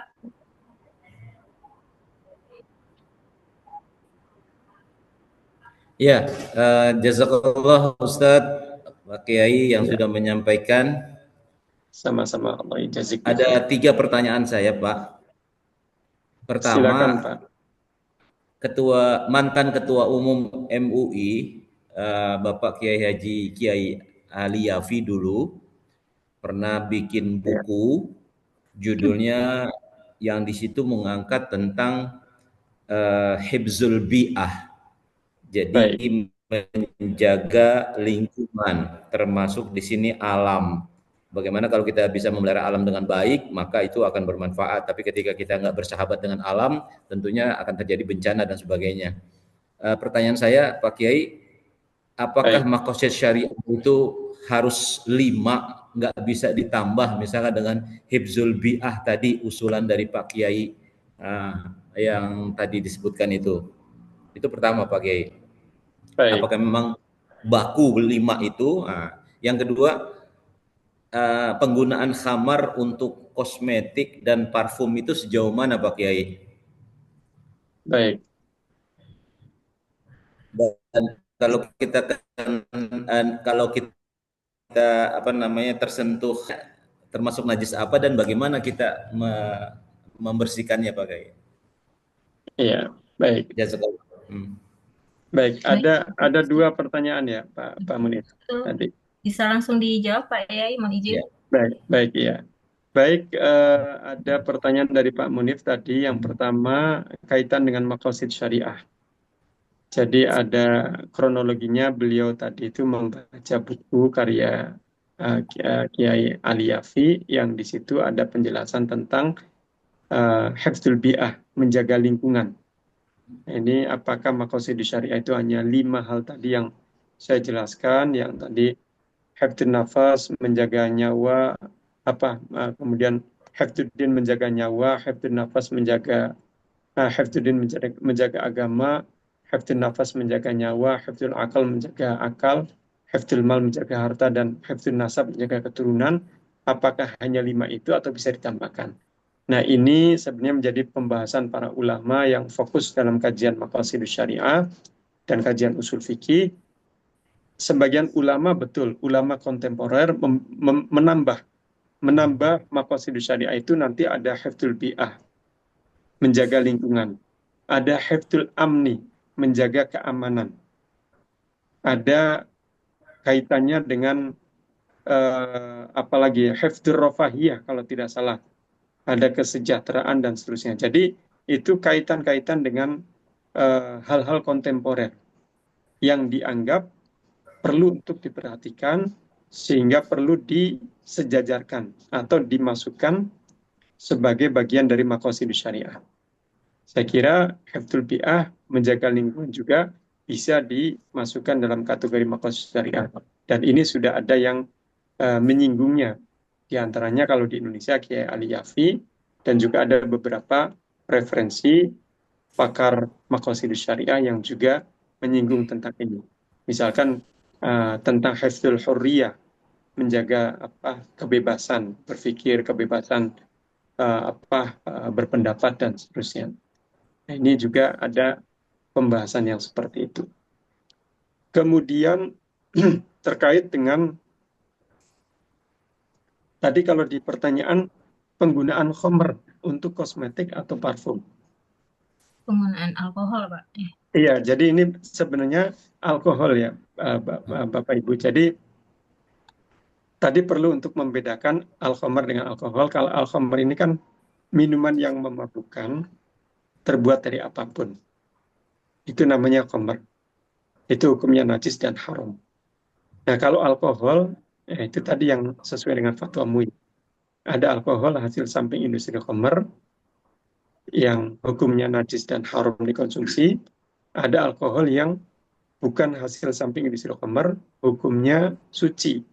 Adapun dikonsumsi, ada batasannya dalam bentuk makanan maksimal 0,5%, dalam bentuk minuman maksimal kurang dari 0,5%. Nah, terkait dengan pertanyaan tadi, untuk kosmetik dan parfum, jika menggunakan alkohol, maka pastikan alkoholnya itu bukan kategori hasil samping industri khamr. Artinya boleh parfum, kosmetik menggunakan alkohol, asalkan alkoholnya kategori bukan hasil samping industri khamr. Hand sanitizer, kemudian parfum, dan apapun boleh. Dengan kadar yang tidak dibatasi, selama tidak membahayakan. Jadi kalau untuk parfum, untuk kosmetik, asal alkoholnya bukan hasil samping industri khamr. Kemudian prosentasenya, kadarnya berapapun, asal tidak membahayakan. Ya, itu jawabannya Pak Munif. Sudah terjawab ya Pak Munif? Kalau kena najis hammer itu gimana Pak Ustadz? Nah, ini kalau khamr nggak bisa Pak. Karena khamr ini najis dan haram, maka kalau ada kosmetik atau parfum menggunakan khamr, nah ini kalau mengajukan sertifikat halal, ya dipastikan tidak akan mendapatkan sertifikat halal. Secara fikih juga, ini tidak boleh, nanti akan mengkontaminasi najis saat digunakan. Bajunya ketika digunakan parfum untuk baju atau kulit tubuh kita ketika kosmetik digunakan, ya nanti akan terkontaminasi najis. Ya, itu jawabannya. Pertanyaan saya ketiga Pak Kiai itu tentang kaitannya kalau kita kena najis khamar, itu seperti apa membersihkannya? Oh, baik. Kalau najis khamr itu kategorinya najis mutawasitoh. najis sedang. Cara mensucikannya ya dibilas dengan air sampai bersih. Kalau ada ainun najasa, ada khomernya kelihatan di situ, ada warnanya atau ada baunya atau ada rasanya, maka hilangkan terlebih dahulu ainun najasanya. Setelah hilang, kemudian dibilas dengan air. Kalau sudah dibilas dengan air, maka hukumnya kembali suci. Ya, itu cara mensucikannya. Jazakallah khair. Allah jazakallahu khair. Baik, Baik, selanjutnya ada penanya berikutnya, ada Ibu Silviana Februari. Silakan Ibu. Oke, baik, terima kasih. Izin bertanya, Pak Yai. silakan Bu. Oke. eh Kalau misalkan dalam konteks bahan baku, kita kan menggunakan daging ayam ataupun sapi, tapi pembeliannya itu di pasar. Sedangkan kita proses penyembelihannya tidak tahu itu nanti bagaimana untuk apakah itu bahan bakunya halal atau tidak itu untuk menentukan. Itu pertanyaan pertama, Pak Yai. Baik, Kemudian pertanyaan kedua itu ke berarti pada dasarnya dalam proses produk halal itu menggunakan unsur tadi ya 5 makosid dan 5 makosid itu berarti harus terimplementasikan di semua proses dari awal sampai akhir distribusi gitu Pak. Pak Yai. baik. Oke, Ya, jadi makasih. dua pertanyaan Bu. Astagfirullah. Oke, Pak. Baik, langsung saya jawab. Tadi ada dua pertanyaan dari Bu Silviana ya. Yang pertama tadi bahan baku yang berupa daging kemudian didapat dari pasar atau dari satu tempat yang tidak diketahui bagaimana proses penyembelihannya. Jawabannya begini Bu Silviana dan Bapak Ibu. Jadi terkait dengan daging, ini kan harus melalui proses penyembelihan secara syar'i. Daging ayam, daging kambing, daging sapi, dan seterusnya. Nah, kita memposisikan ada dua posisi nih, Ibu Bapak. Kalau kita sebagai konsumen yang kita ingin makan bakso misalkan, ingin makan sate atau ingin makan daging, hanya sebagai konsumen, ya sebaiknya kita mencari RPH yang ada sertifikat halal, yang sudah bersertifikat halal. Kalau misalkan di satu daerah itu tidak ditemukan, tidak ada rumah potong hewan yang bersertifikat halal, nah, maka kita cukup bertanya kepada penjualnya. Bertanya kepada penjualnya apakah daging ini melalui proses penyembelihan secara syar'i atau tidak. Kalau dijawab oleh penjualnya, ya ini melalui proses penyembelihan secara syar'i, maka jawaban itu cukup. Artinya kita boleh untuk mengkonsumsi daging tadi. Ini karena kita tidak menemukan RPH yang halal di daerah itu. Nah, tapi kalau misalkan ibu bapak sebagai petugas, sebagai penyelia halal misalkan, atau auditor halal atau apa. Nah, ketika inspeksi tugas, maka tidak cukup hanya jawaban tadi, tapi harus ada investigasi lanjut. Artinya investigasi lanjut itu betul tidak proses penyembelihan secara syar'i dilihat di lapangannya. Siapa yang menyembelih? Mana alatnya? Bagaimana proses penyembelihannya? Nah, semuanya terpantau. Nah, kalau betul-betul prosesnya secara syar'i, ya itu baru dianggap halal dikonsumsi. Nah, itu tadi posisi sebagai konsumen atau posisi sebagai petugas yang bertugas. Nah, kaitan dengan tadi, misalkan ada produk Bapak Ibu yang bahan bakunya atau di antara bahannya itu daging. Nah, ini bagaimana? Kalau misalkan ada RPH yang bersertifikat halal, pihak ketiga yang sudah bersertifikat halal, maka ya diharuskan Bapak Ibu itu mengambil suplai dagingnya dari RPH yang sudah bersertifikat halal. Dari pihak ketiga yang sudah bersertifikat halal. Nah, agar nanti proses pengajuan sertifikat halal produk makanan minuman Bapak Ibu ini bisa diterima dan bisa mendapatkan sertifikat halal. Tapi kalau misalkan di daerah itu tidak ada RPH yang bersertifikat halal atau tidak ada pihak ketiga yang menyediakan daging yang sudah bersertifikat halal, ya boleh ambil dari pasar tadi, misalkan yang ditanyakan oleh Ibu Silviana, boleh ngambil karena tidak ada yang bersertifikat halal, tapi kemudian ditanya terlebih dahulu, ini bagaimana proses penyembelihannya syar'i atau tidak. Nah, nanti ketika proses pengajuan sertifikat halal produk Bapak Ibu ya, nanti dijelaskan bahwa dagingnya ini misalkan disembelih sendiri dengan sesuai prosedur syar'i, membaca basmalah, memotong ini dan seterusnya. Nah, itu. Jadi itu jawaban yang pertama Bu Silviana. Jadi lihat kalau ada pihak ketiga yang sudah bersertifikat, ya harus mengambil dari pihak ketiga tersebut. Kalau tidak ada, ya boleh tadi dari daging pasar dengan bertanya kepada penyembelihnya terlebih dahulu. Kemudian pertanyaan yang kedua, makosid syariah. Jadi makosid syariah yang tadi yang 5 hal tadi, atau misalkan ada tambahan lebih dari 5 ya, yang tadi ada perhatian lingkungan dan seterusnya. Nah, itu intinya sebagai payung besar saja, Bu. Artinya berbicara tentang halal haram itu ya tidak lepas dari menjaga maqasid syariah tadi. Termasuk Bapak Ibu sebagai produser makanan, misalkan di perusahaan-perusahaan Bapak Ibu, apakah makanan, apakah kosmetik, obat-obatan, atau jasa. Nah, ketika memperhatikan aspek halal haram, nah berarti Bapak Ibu juga termasuk menjaga maqasid syariah yang 5 tadi. Bahkan orang-orang yang terkait dengan produk Bapak Ibu, konsumennya, distributornya, para pekerjanya itu artinya semuanya itu berada dalam payung maqasid syariah tadi. Artinya semuanya menjaga akidahnya yang dia yakini, menjaga nyawanya, menjaga hartanya, menjaga akalnya, menjaga keturunannya dan seterusnya. Dan ini juga tentu menjadi mestinya acuan kita dalam aktivitas hal apapun selain dari yang terkait dengan makanan, minuman, obat-obatan, kosmetik atau yang kita bicarakan pada siang hari ini.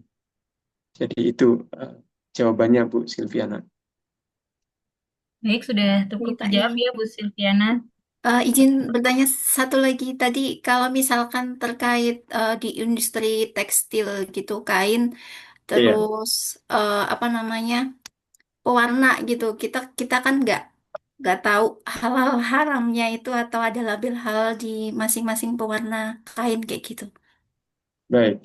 sama Pak Yai. Iya, jadi betul. Ini terkait dengan tekstil ya, pakaian.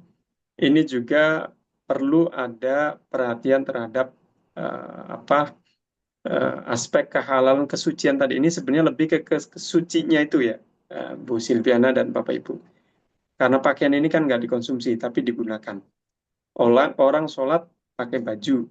Nah, ini kalau bajunya najis, nanti sholatnya nggak sah. Orang tawaf di Ka'bah pakai kain ihram. Nah, kalau kain ihramnya najis, maka tawafnya tidak sah. Makanya ada perlu sertifikat halal walaupun pada sesuatu yang tidak dikonsumsi hanya digunakan, yaitu tadi kaitannya dengan kesucian tadi. Jadi pewarna ini juga harus pewarna yang tidak najis, pewarna yang suci untuk mewarnai pakaian-pakaian, produk pakaian ini. Jadi pewarna-pewarna yang suci, tidak najis itu yang boleh digunakan. Dan nanti benda apa yang harus diajukan sertifikat halal, kan tidak semua produk harus mengajukan sertifikat halal ya Bapak Ibu. Nanti silakan Bapak Ibu bertanya lanjut ke narasumber. Saya kira nanti ada setelah sesi saya ini yang berbicara tentang apa titik-titik kritis dan apa saja yang harus diajukan sertifikat halal. Nah, nanti termasuk juga apakah pakaian ini harus mengajukan sertifikat halal atau tidak. Silakan nanti ditanyakan pada sesi berikutnya narasumber yang terkait dengan pembahasan itu. Jadi intinya tadi yang pewarna juga diperhatikan harus yang bukan sesuatu yang najis, tapi sesuatu yang suci. Ya, itu jawabannya Bu Silviana. Baik, terima kasih banyak Pak Yai. Iya, sama-sama. Baik, Pak Yai, saya lanjutkan untuk penanya berikutnya. Ada Ibu Regi Presliani. Dipersilakan, Ibu. Baik, terima kasih Ibu dan Pak Kiai. Begini Pak Silakan. Kiai, iya, saya tertarik dengan pembahasan tentang najis ini karena kebetulan saya ada dua pengalaman. Yang pengalaman pertama waktu itu saya pernah liburan ke Jogja ke tempat saudara dan saya Baik, diajak main ke sungai. Begitu saya masuk ke air sungai itu, ternyata saudara saya bilang jangan masuk ke situ karena di sana kebetulan ada peternakan babi dan kotorannya itu dibuangnya ke air sungai itu. Apakah baik, air sungai itu termasuk dari si najis mafu anhu ini? Dan pembilasannya tuh harusnya saya bagaimana? Apakah dibilas 7 kali dengan air bersih termasuk debu atau hanya pembilasan air yang biasa? Itu kedua. Terus yang baik, kedua, ternyata makanan halal itu bisa menjadi haram kalau dia terkena kotoran hewan atau mutan najis ini. Jadi baik, jadi ada case juga. Jadi saya masak.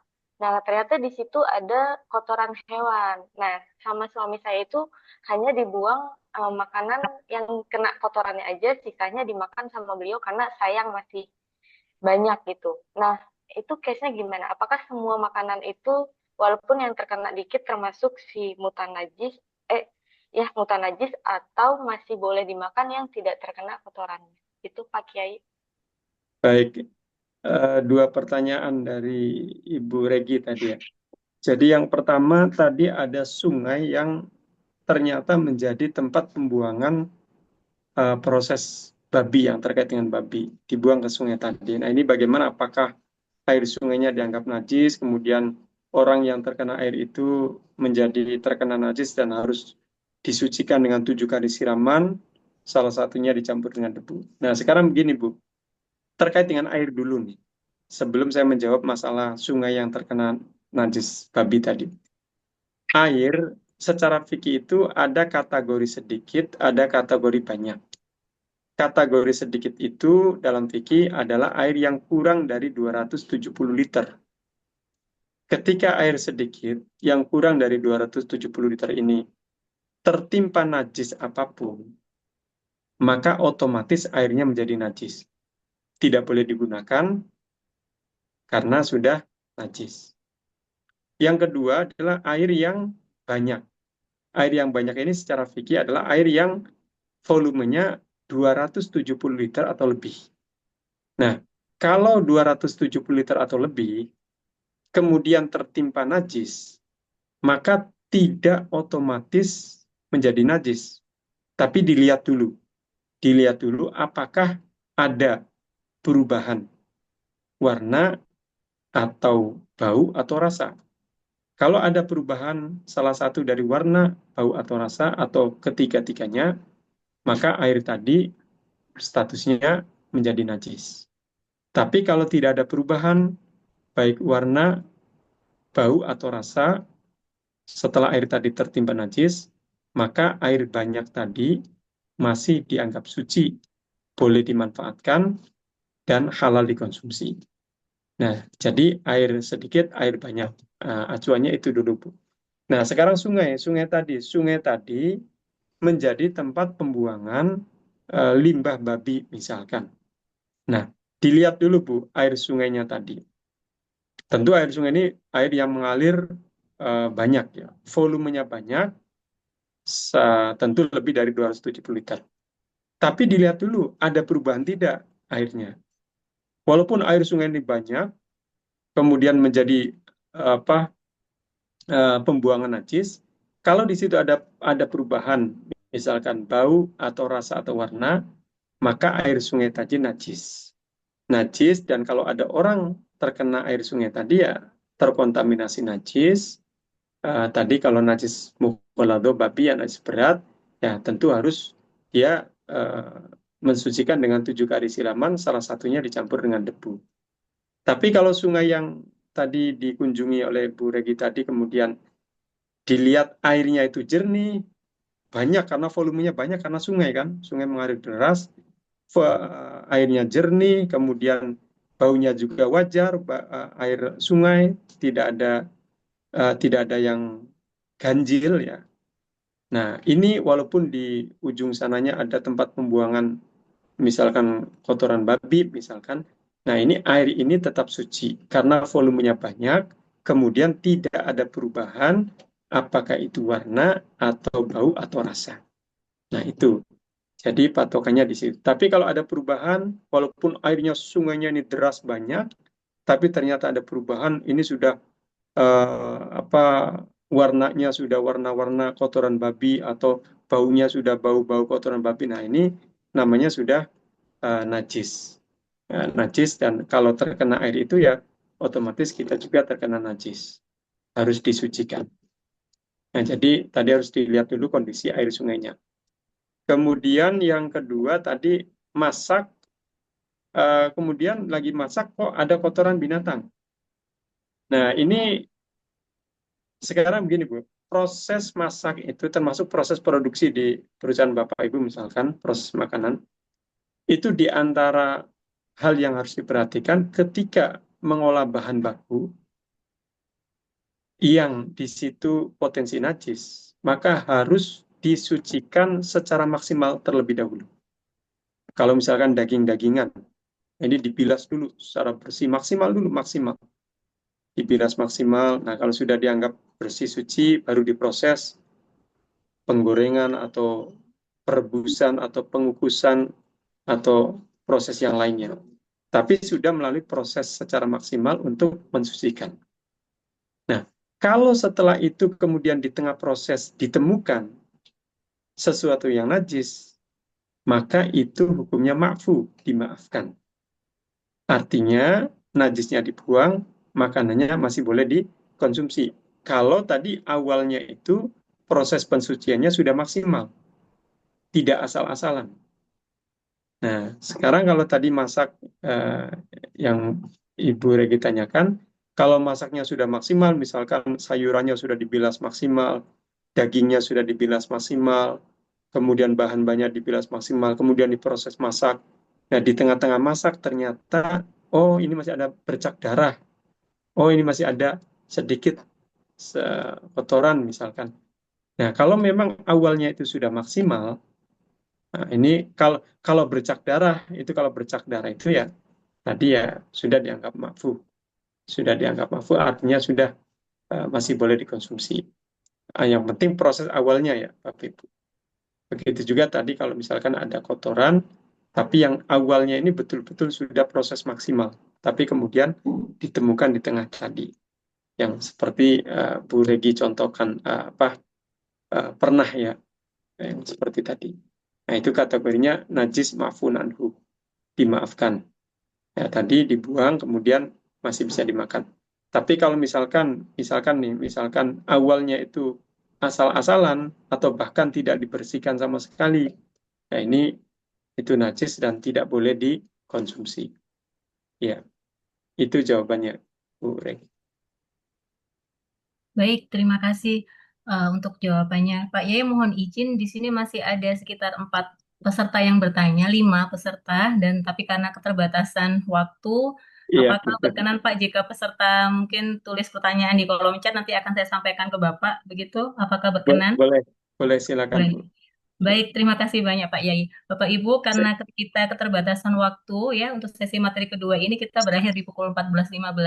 Silakan bagi Bapak Ibu yang ingin bertanya atau yang tadi masih belum sempat ada kesempatan untuk bertanya langsung, silakan tulis pertanyaan di kolom chat. Insya Allah nanti akan saya sampaikan kepada Pak Yai untuk dijawab. Berikut ya. Demikian Bapak Ibu, mohon izin bisa dituliskan semua pertanyaan di kolom chat, nanti akan saya sampaikan ke Pak Yai. Baik Pak Yai, terima kasih banyak untuk pemaparan Sama-sama. materinya dan diskusi aktifnya. Insya Allah berkah dan bermanfaat bagi semua peserta Amin. pelatihan penyelia halal. Untuk mengakhiri sesi materi ini, Bapak mohon izin untuk memberikan closing statement. Baik, terima kasih Bapak Ibu para peserta yang saya hormati. Alhamdulillah kita sudah menyelesaikan sesi pembahasan tentang konsep halal haram. Mudah-mudahan apa yang kita diskusikan siang ini bermanfaat dan mudah-mudahan Bapak Ibu di kemudian hari menjadi penyelia halal yang tentu bagian penting dalam proses sertifikat halal. Sebagai tambahan, saya merekomendasikan Bapak Ibu untuk menambah wawasan tentang fikih yang terkait dengan makanan, minuman, obat-obatan, dan kosmetik. Bapak Ibu bisa membaca hasil-hasil fatwa MUI melalui website yang tentu bisa dibaca secara online dan offline, di-download secara gratis. Ini akan sangat bermanfaat untuk Bapak Ibu di kemudian hari sebagai penyelia halal. Baik, itu saja sebagai closing statement, dan saya mohon maaf jika ada kekhilafan dan kekurangan. Akhirul kalam, wassalamualaikum warahmatullahi wabarakatuh. Waalaikumsalam warahmatullahi wabarakatuh. Terima kasih banyak Pak Yai. Ya, Kami